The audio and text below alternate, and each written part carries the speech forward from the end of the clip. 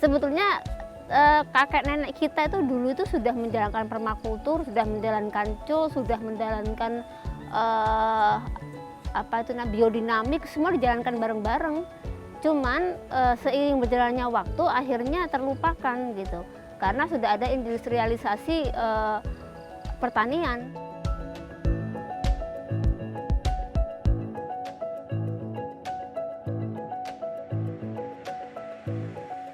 Tujuannya adalah kebun kita itu menjadi ekosistem yang sustain, yang bisa menghidupi diri sendiri. Sekarang ini saya bisa bilang 80% yang saya makan dari kebun saya sendiri.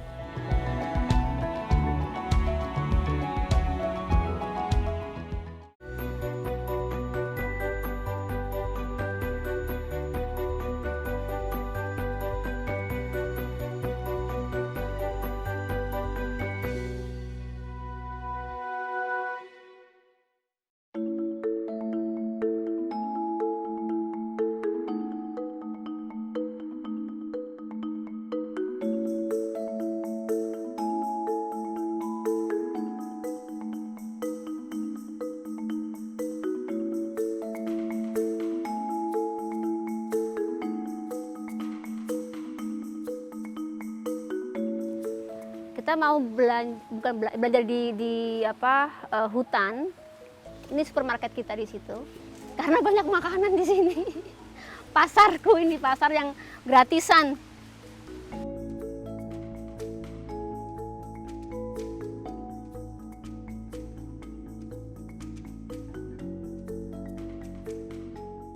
Nah, ini jamur snowflake mushroom dalam bahasa Inggrisnya. Kalau di sini namanya jamur kuping putih.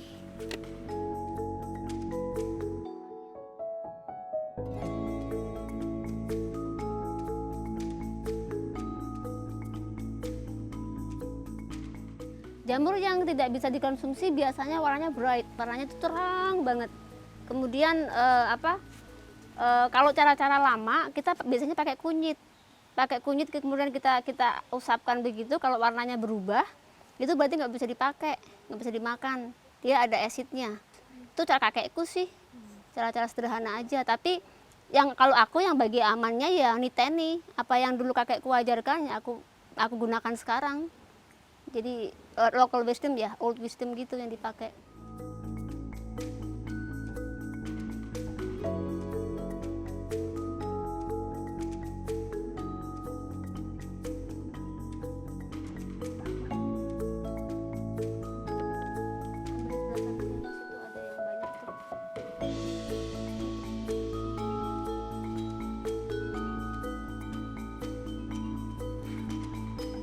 Ini beda varietas ya, yang tadi single petal, yang ini double petal. Konsep untuk melibatkan diri ke dalam siklus alam. Itu sederhananya itu. Prakteknya ya seperti yang saya jalankan, jadi menanam apa yang kita makan, kemudian mengembalikan kembali ke bumi apa yang sisa-sisa yang kita makan. Itu konsep sederhananya seperti itu.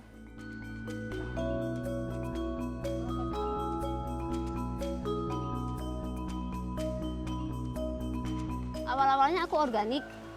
Nah, tapi dari sistem organik itu menurut aku organik itu kurang lengkap karena dia hanya fokusnya ke yield ya. Nah, tapi ketika di permakultur tuh fokusnya ke bagaimana menanam dengan cara alami, bagaimananya.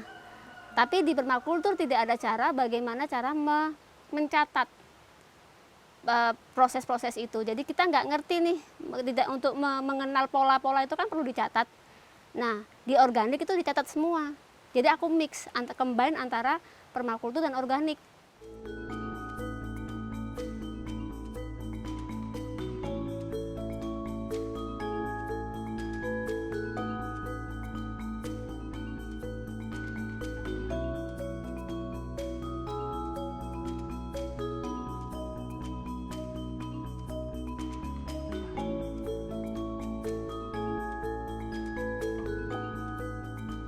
Ini rasanya asam-asam.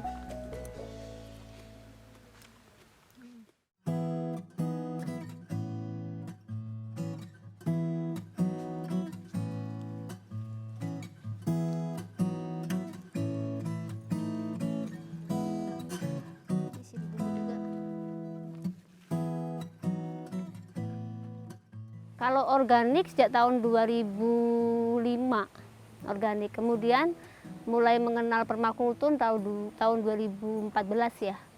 Gitu.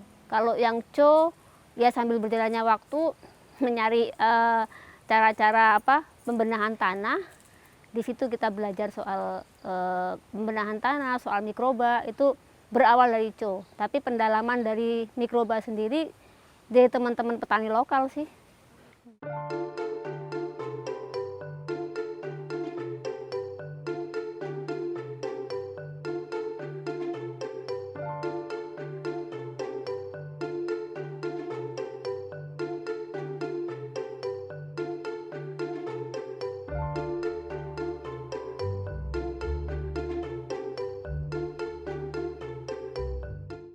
Sekarang ini saya bisa bilang 80% yang saya makan dari kebun saya sendiri. Terus ditambah 10% dari tetangga-tetangga sebelah. Jadi 90%. Yang 10% saya beli di pasar sama di supermarket.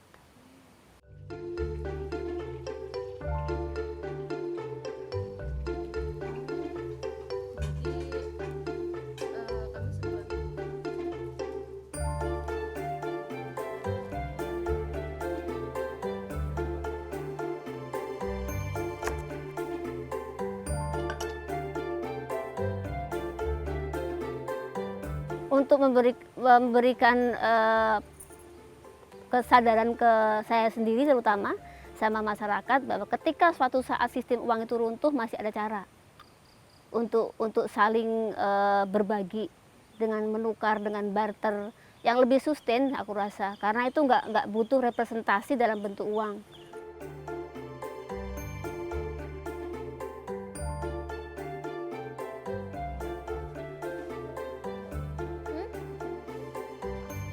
Ayam. Dikit aja, dikit.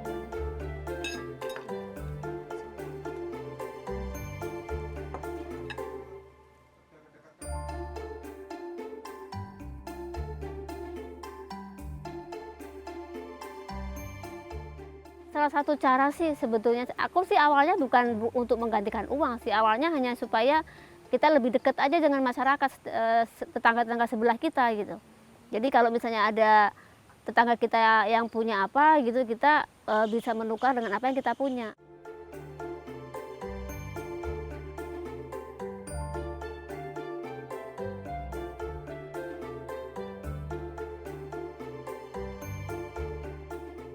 Bu, kalau ada produk ini saya boleh dong dikirim ke rumah. Saya ada produk ini yang bisa ditukar gitu.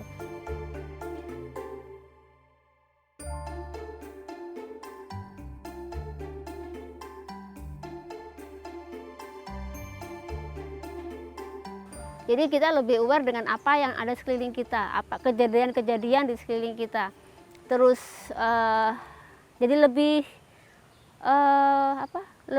bersyukur aja gitu, dan lebih menyatulah dengan alam, bahwa kita nggak bisa hidup tanpa alam, itu aja sih. Nah, kita harus menjaganya itu.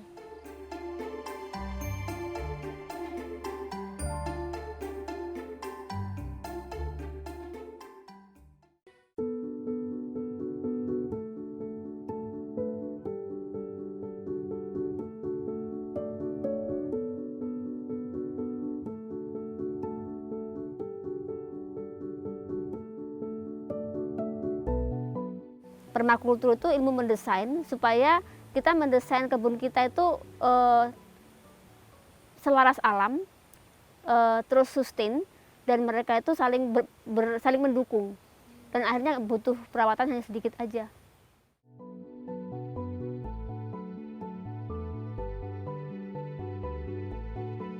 Etiknya itu ada 3, yaitu peduli alam, peduli manusia, dan fair share. Itu 3 ini yang paling penting, dan itu mendasari semua gerakan, semua action kita, nggak hanya di kebun tapi juga bagaimana kita hidup, bagaimana kita menghidupi hidup. Itu 3 ini harus diaplikasikan.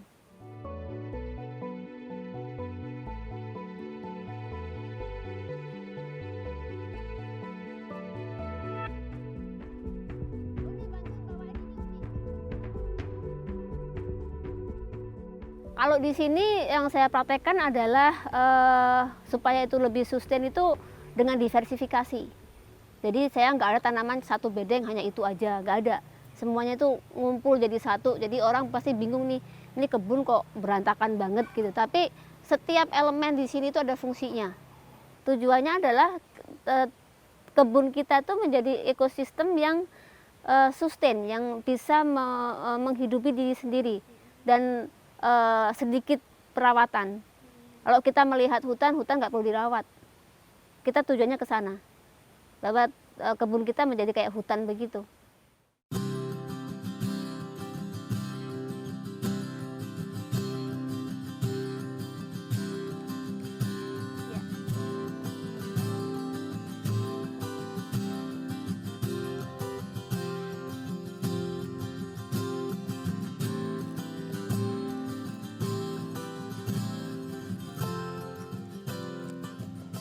Kita lagi membuat pupuk cair, pupuk organik. Jadi bahan-bahannya semuanya lokal dan bahan-bahannya natural. Nah ini saya menggunakan kelor. Nah kelor ini kita pakai karena dia mengandung banyak mineral dan menggunakan unsur-unsur makro, mineral makro dan mikro semuanya ada di kelor ini. Nah ini kita campurkan ke pupuk organik cair yang kemarin yang nggak habis. Sisa pupuk organik yang kemarin kita mau pakai lagi, jadi kita mau aerator lagi. Kemudian saya pakai ini ada sampah-sampah organik juga. Ini kulit pisang yang busuk. Jadi segala-segala yang busuk ini banyak sekali mengandung kalium untuk kulit pisang ini.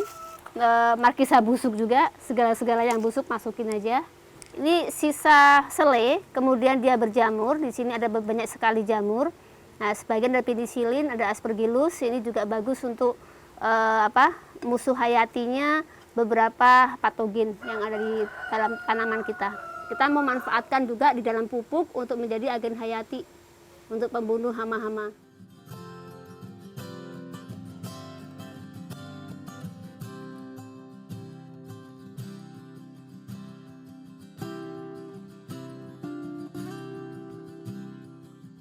Sebetulnya kakek nenek kita itu dulu itu sudah menjalankan permakultur, sudah menjalankan sudah menjalankan biodinamik, semua dijalankan bareng-bareng.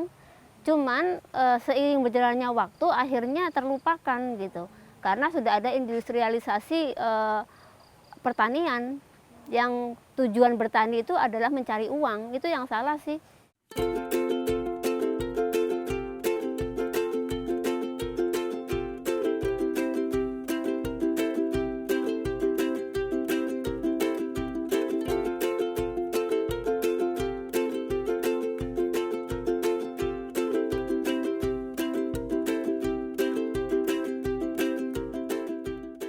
Ini rumah saya ini yang dua, ini bentuknya tower. Tujuannya adalah untuk membuat lahan terbukanya lebih banyak untuk bercocok tanam. Ini luasnya 3.000 meter persegi.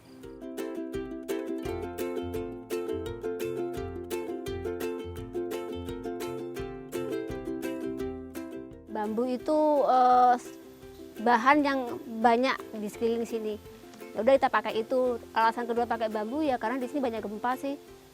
Pernah gempa pertama, udah 4-5 kali di sini gempa hanya begini-begini saja. Nah itu yang aman jadi di sini. Jadi kalau kita membangun rumah kita harus melihat pertama kali ini juga salah satu prinsip ya, itulah observasi dulu. Alam kita seperti apa, matahari terbit dari mana. Maksudnya kan memang matahari dari timur ya, tapi kan di sini di rumah ini aja di awal-awal tahun itu dari timur yang sebelah sana. Nanti di akhir-akhir tahun dia terbit di sebelah timur sebelah sana.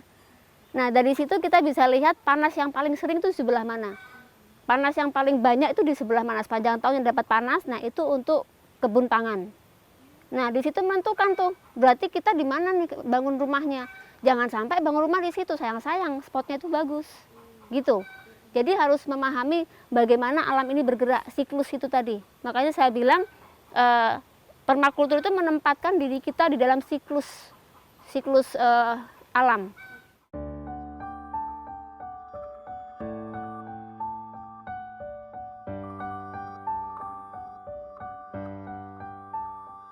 Ini kita mau ke sistem air di sini ya. Filter, ini filter nih bawah nih. Jadi ketika kita mandi, ini filternya di sini.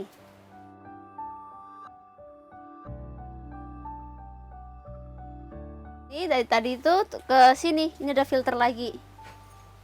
Ini filter lagi. Ini pupnya manusia semua nih. Pupnya ditampung, kemudian kita fermentasi sampai 6 bulan. Dari 6 bulan kita kasih cacing. Nah, cacing itu di luarnya ada membrannya itu sebetulnya itu anti anti patogen. Terus kemudian dari situ kita buang lagi ke sini.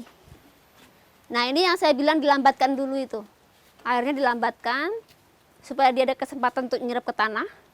Jadi bawahnya ini nggak ada semen, tanah langsung. Kemudian dia diserap di tanah, sisanya lari ke sini. Nah, itu ada gorong-gorong, itu sebetulnya got. Ini bak kontrol aja. Nah, itu got itu. Terus lari ke sana.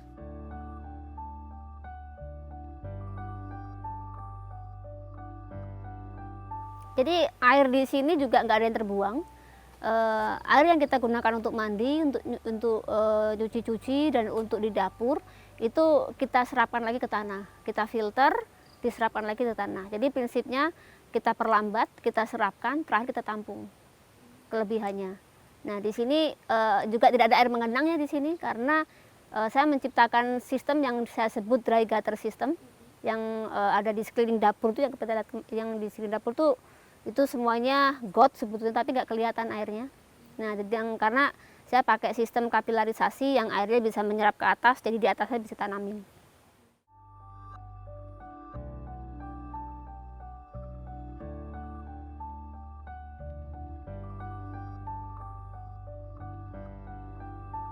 Jadi ini sistem untuk dapur berantakan karena memang ini tempat aku untuk bikin pupuk juga, karena mendekatkan ke ini sumbernya. Karena kalau pupuk biasanya aku pakai kompos juga, termasuk kompos cacing untuk mencari mikroban lokalnya. Karena di sini sudah banyak mikrobanya. Jadi ini dari sini dibuang ke sini, di sini ada kayak trap gitu, kayak disaring untuk kotoran-kotorannya. Nah, cacing itu ini dilobangin di bawah sama samping. Jadi cacing bisa masuk, kalau terlalu basah dia keluar lagi ke sana. Makanya ini panjang ke sana supaya mereka bisa pergi dan menyelamatkan diri dari air ini.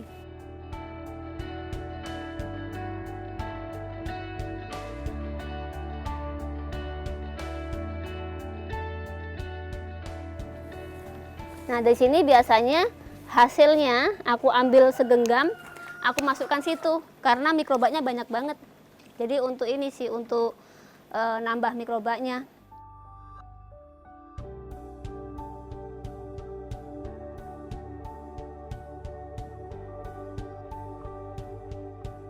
Kebun yang produktif, yang tidak banyak perawatan.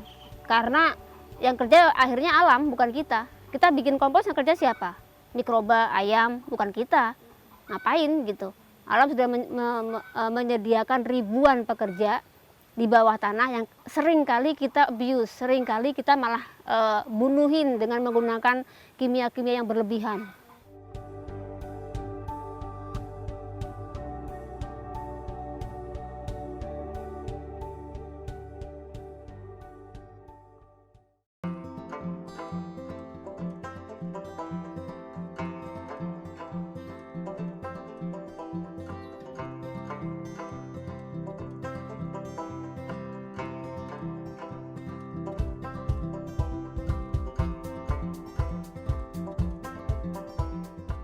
Kalau dibilang zero waste, saya belum bisa zero waste karena beberapa produk yang kita beli di supermarket itu tetap di wrap ya. Terus juga ketika kita ke supermarket membawa tempat sendiri itu nggak boleh ternyata. Yang limbah-limbah plastik yang bisa digunakan, misalnya plastik-plastik, kantong plastik begitu, saya cuci, saya jemur, saya kasih kembali ke ibu-ibu pedagang yang ada di pasar, dipakai lagi. Mereka seneng banget. Biasanya dikasih produk mereka. dikasih apa yang dijual ini Bu, 1 tuker ini gitu.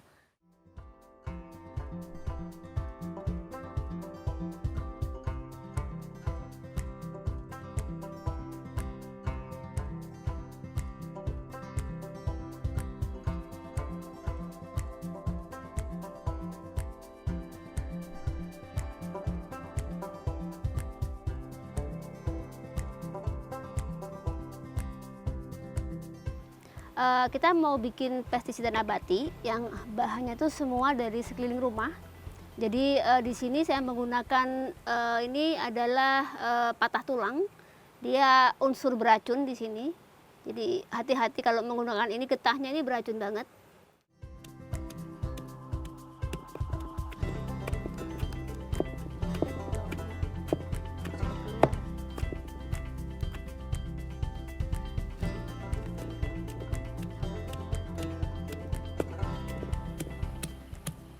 Numbuknya nggak usah terlalu halus, yang penting dia pecah, jadi getahnya keluar.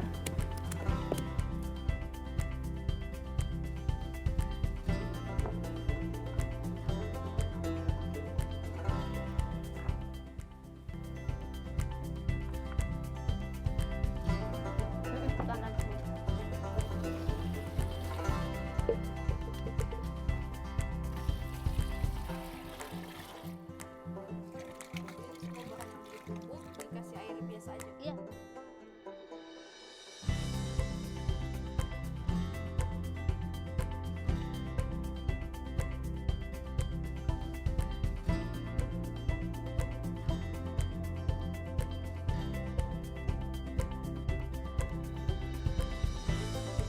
Kalau udah selesai tercampur, ini ditutup. Fermentasinya adalah fermentasi anaerob.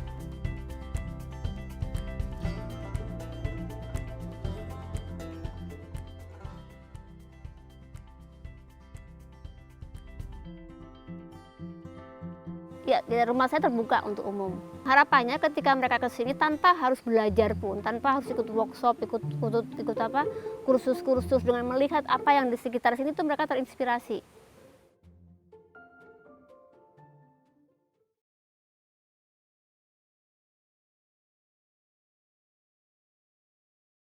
Mengembalikan semua ke alam. Jadi manusia itu menjadi bagian dari siklus alam sebetulnya. Jadi tidak ada rantai makanan yang seperti kita dulu belajar itu bahwa ada yang top predator sama yang di bawah. Adanya itu udah ada close loop, jadi bulat begini. Kita berawal dari single cell, kemudian akan diakhiri dengan single cell. Gitu.